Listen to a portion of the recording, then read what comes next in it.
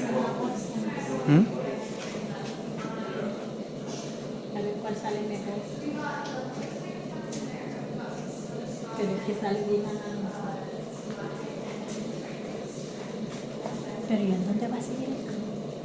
His knees and Alright, so once again, if you are wanting to go back down to the visitor center, you're going to take a right up here. Otherwise, we're going to go left on upwards to our next set of rooms, right this way.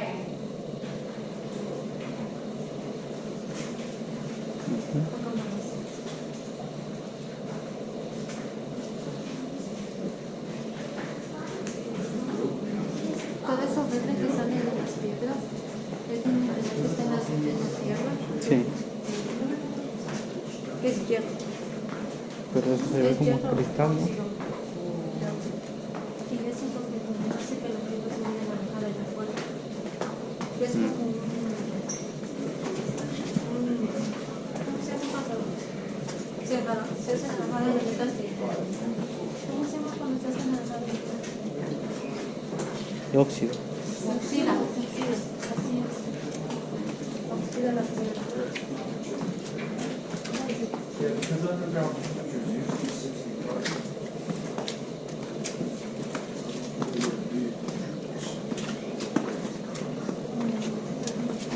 Donde está behind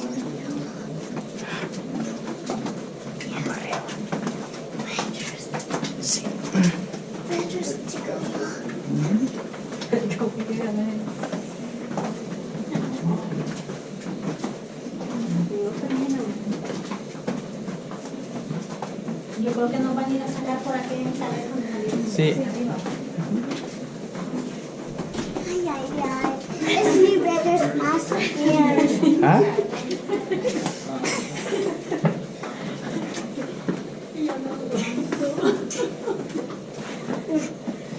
There's ¿Ah? magical holes.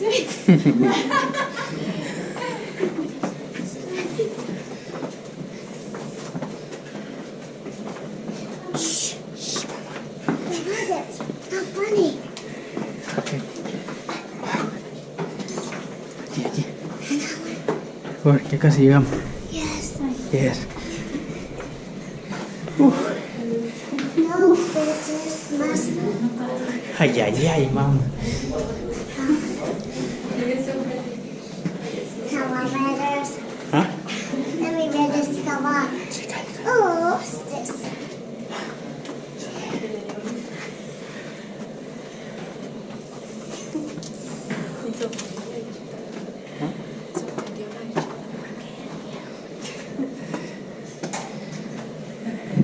Mira, Enis. Enis, mira. Wow. This Wow, espérese. photos. Sí. Alright guys, how are we feeling? Good? We threw the three leg there with your tour, so there you go. Alright, so we are now in the crystal room. Now you might have noticed that the tunnel we walked up continued on and to the left. So originally, when they opened up the tours in May of 1964, they had no idea that this room even existed. They walked right on past using that tunnel every single day, not knowing that this was here. It wasn't until the late 1970s they discovered this room by accident and then added it to the tour a few years later. Now this room has some of the best examples of the formation colloid type. It's the ones that go crazy all over the walls. So once again, they are very rare, formed by water pressure, and that makes them burn any which way they want to.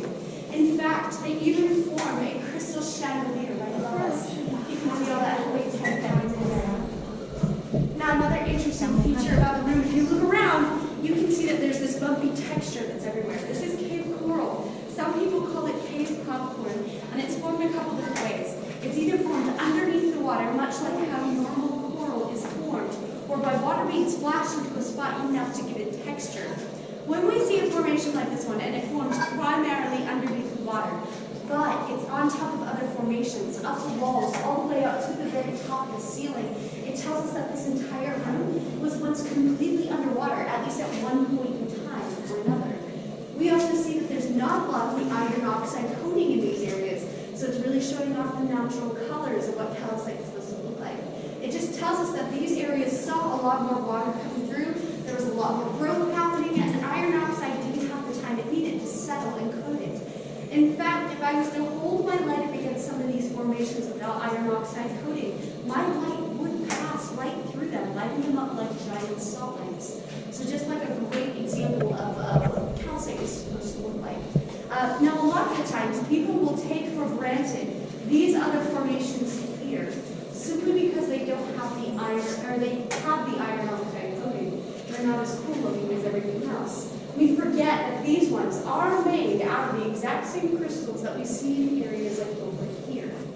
Now, as you walked into the room, you might have noticed that there's a small little chamber right down here in the back. Kind of looks like the back of somebody's mouth, right? It's got tonsils and the uvula. Now, usually about 3 or 4 people of my size can squeeze down in there, run around a little bit, and even, just move around. This last year, because of the heavy rain, we got to see something that we don't generally get to see, which was that entire room completely filled with water. It would take hundreds of gallons of water to fill that up completely. We even had to move some of the lights that used to sit down on the floor upwards just to avoid any electrical problems. So, heavy rainfall really shows off different parts of the cave that you don't get to see during the dry times. If you have an opportunity to visit a cave during both a really wet and a dry season, do both. 2 very different experiences. Okay. Is there any questions inside this room? Good, the pebbles. Yes. There's pebbles. No, we just put that light in there because we thought it. Oh, okay. That tunnel actually goes back another few feet and then it deadens. So I believe in that one. So, is there any other questions? No. All right, then we're going to go right on up to the basement room.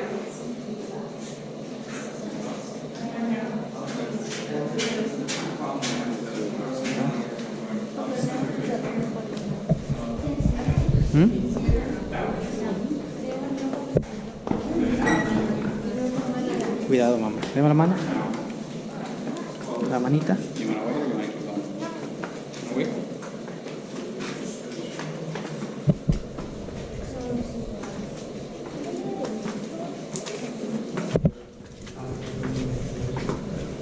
Water. Oh, yeah. Sí. I was put down and got this. Sí. It's just put Huh? down. Ujú.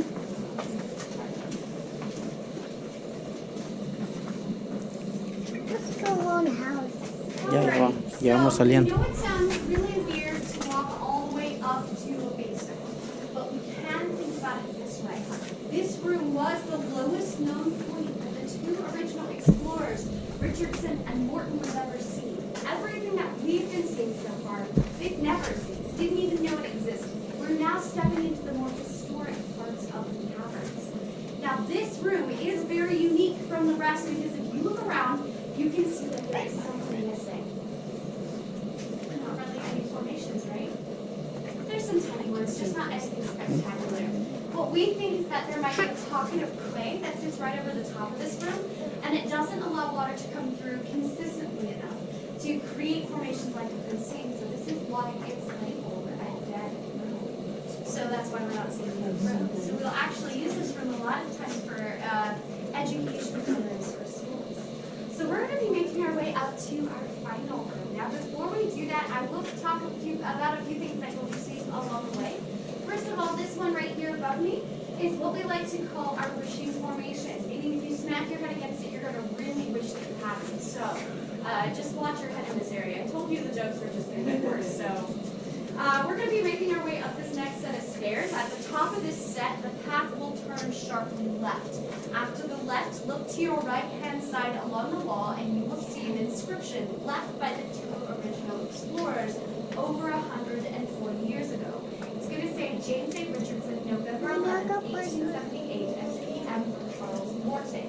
So the second time they came down here, they wrote on the walls using the soot with their carbide lanterns, and it is still there. After that, there will be a room off to the right-hand side that you can step into and look up and see the bottom of the ladder placed there during the 1940s. That's the chimney room, and it was the original way to get down here to the lowest known point before all the tunnels were created that we are about to walk through. So definitely step in there and check that out. Now, is there any questions before we leave this room? Yes, absolutely. When they discovered this, did they find any remnants of Oh, gotcha. We have not found anything with Native American art, like in tribes in the area. The lower levels weren't actually open until the 1950s, so it's impossible that anything's in there.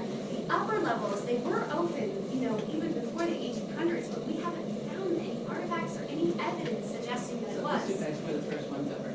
That we know of. Basically. Yes, the first documented explorers, I would say. So the way that they would get up here is we have to remember that the lake didn't exist before the 1940s and 50s. Yeah, or sorry, 30s and 40s. So that's an extra 400 feet they would have come up. We drove up 800 feet, and at the very top of our cave, that's another about 275 feet. That's a lot of work to get in there, and then they would have had to have a way to climb down into the cave and rappel, and also have a light source, so natural light reaches inside the cave. Generally, no. Animals are a little bit smarter than humans. They're like, oh, deep dark hole, let's not do that. But we do keep gates on the natural entrance so bats can get in and out, where larger animals can't. We also keep the doors closed that we enter and exit through. Just, we don't want any humans walking in here too. That'd be pretty awful if they hurt themselves. Is there any other questions? No?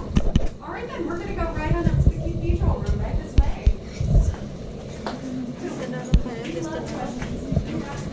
Los primeros exploradores de la cueva escribieron su nombre y la fecha en cuando vinieron. Y ahí está. Todavía está aquí, entonces,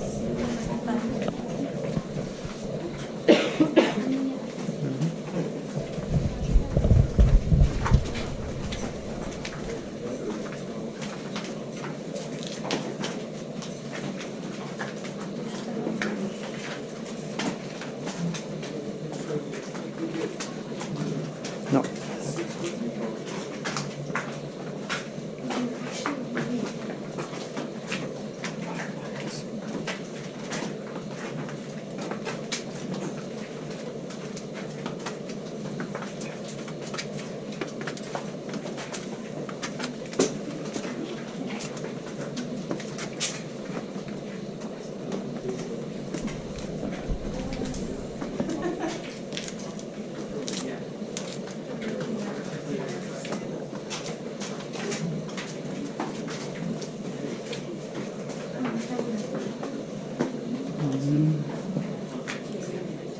Noviembre del 78.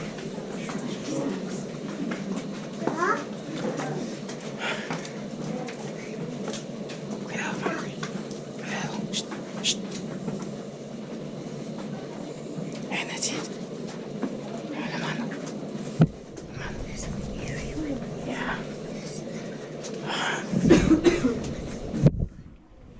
Te da miedo. Ya. ¿Dónde es, pues?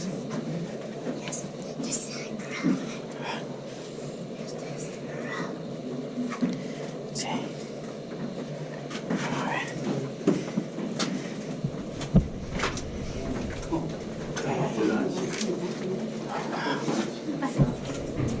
te vas a meter.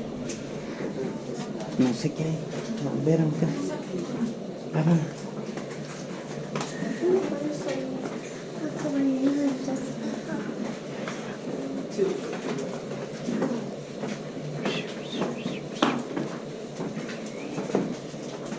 Oiga, hay piano ahí arriba. Sí.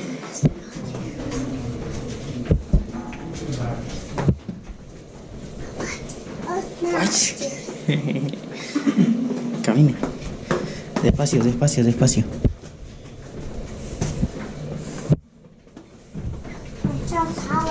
¿Ah?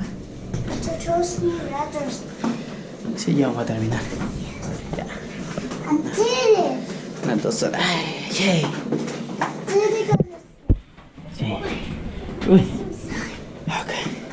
Oh, wow. Mire, mamá. Mire esta. Mire. Ya.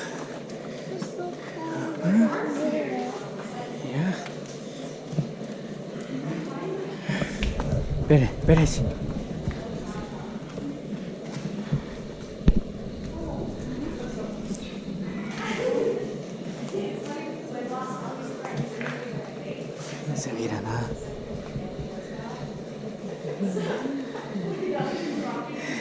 tomarle una foto.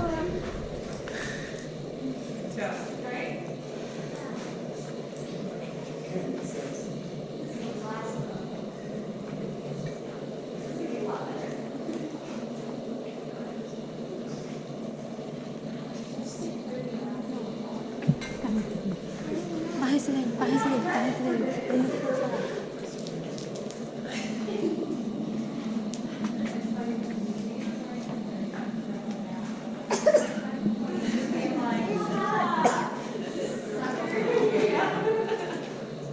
Alrighty, everybody, you are now in our cathedral room. This is the first room that the two original explorers would have ever seen.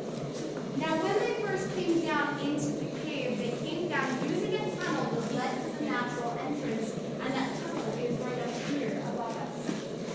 Now, no natural light reaches this far back inside the cave. We placed that light there just to give you a better idea of where it is. Now, when they first came down here, they only had the lights from their carbide lanterns. That does not give off very much light at all, barely a 5-foot radius. What we are seeing right now with the basic light source is so much more than the original explorers would have ever seen during their entire lifetime. However, we have now lit up the entire room and we see even more. So this is our tallest room. It is about 125 feet to the top, which leads me to talk about our final foundation. Water droplets from a tall ceiling like this one will fall, gain velocity, and then splat against the ground, creating a weird-looking formation that we see right over here. These are splattermites, and they are only found in tall rooms just like this one. Now, if you saw the bottom of the ladder, the top of the ladder is right over here against the wall. Once again, that was the original way to get down to the basement room from up here. Now, before that ladder was placed there during the 1940s, people had to use climbing equipment to get up and down a 35-foot tube. Not so much fun for everybody. Now, we have a few more minutes left inside the cave. If you are wanting to take group photos, this is the best backdrop ever. I'm going to give you a few minutes just